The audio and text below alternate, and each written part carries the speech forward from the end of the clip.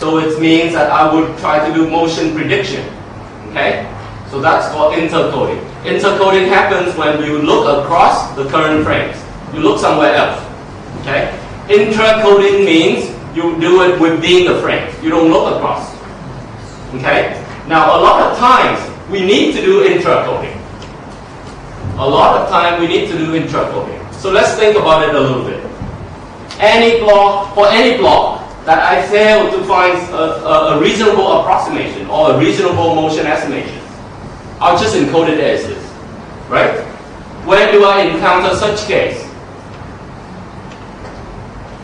When do I encounter the case where I fail to find motion?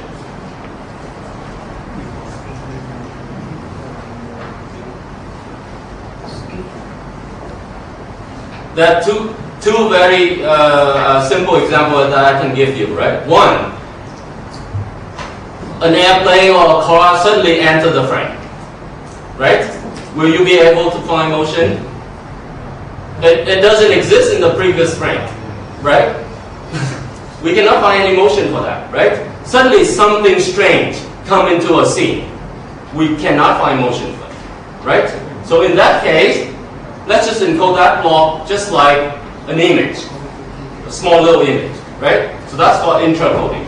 Or if you have a sudden scene change, like in the Glasgow sequence, frame 23 and frame 24 has a very sudden scene change. There's no fading, okay? You come from the bus to the motion of the dome, okay? There's no correlation whatsoever between these two frames. Then what do? In that case, we should do intracoding. Because if we try to find any motion, we will never be successful.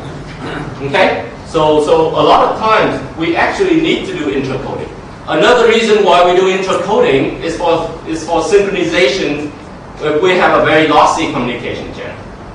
Okay? The type of motion prediction, motion compensation that we're doing is very susceptible to channel errors. If there's channel errors, everything breaks down, right? Because you predict from a different guise than the encoder, for example. So a lot of times, if the channel is very lossy, has a lot of channel errors, you actually want to increase the percentage of intracoding blocks. Okay, that's another reason. Now, another term that we will use a lot of time is called conditional replenishment or copy. This is a very powerful mode. Okay? It's powerful because when prediction error is low, that means you find a very close match of the block. Okay? What you want to tell the decoder is just to copy the block over. You don't need to do any coding. Right? You have all the previous frame. You have the previous frame, right? You come into the current frame, and it just happens that you find one block that matches really, really well in the previous frame. What you should have done is just copy that block over, no coding. Very intuitive, right? So this is called replenishment because we simply record the motion vectors and we call that block over. Don't need any coding. Okay? And that saves a lot of bit rate. In the demonstration later on, when we have time, you're going to see that you will see that a lot of times you actually can just copy the blocks over, and that's why we can decode DVD now using software only. We don't need any. Before we need hardware assistance, right? Now we can just do software decoding, 30 frames per second, outrageous resolution, right? And that's because more than 50% of the time, we typically will be able to just copy things over. So there are a few type of motion models, and these three are typically used a lot in computer vision. Okay, so translation is what we will be focusing on. Okay, all we will talk about in this course is just this translation model. Because that's all we need to be able to design a very good video coder. There are some fancier motion models. For example, this guy will be able to take care of zooming in, zooming out, and also rotation.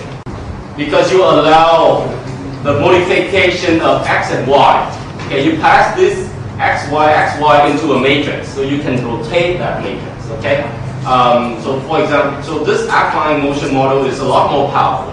However, it comes at a cost, okay? First of all, computational complexity. We need to do a lot more work. And I'm going to be able to convince you in a few minutes that doing this guy alone is not trivial. It's actually very, very costly to do. Motion estimation remains the most difficult bottleneck that we have to deal with in video coding. Okay?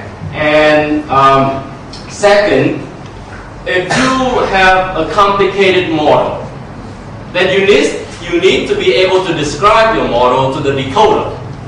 Okay? So you will have, if you use this model instead of that, if you use this model, you send two things over. dx, dy. Right? You need to send two things over. If you use this model, how many do you have to send over? 6. This guy, this guy, this guy, this guy, this guy, this guy. And in a lot of time, you will be trading off between the bit rate for your side information and the bit rate for your residue. Okay? So that's part of the problem. Now, so let's go back to block motion estimation. Okay? Which is the concentration. This is what we would do. We have the current frame, which we're trying to find motion. Okay? And we have the reference frame. Reference frame typically is the previously reconstructed frame. Typically. Okay? But in some cases, it doesn't have to be. So that's why I'm being careful. That's why I say reference, not previous. So this guy comes from somewhere. Typically, it's a reconstruction. It has the hat. This guy has the hat on it. Okay? What you would do for the current frame is that you break it up into uniform square, like this. Okay? For each of the red square, you will do this. You will define a search window around, a general area around the red square. You will be looking all over the place in this search window, within this search window, and find out the best match. Okay? Trivial enough? Okay? So I'm going to bounce around this red box, okay, to find the best match. And in this trivial example that I draw, I'm going to be able to identify the yellow as the best match. Okay? And then what I would do is send this motion vectors over to the decoder, and also send the difference between the yellow guys and the red guys over to the decoder. At the decoder,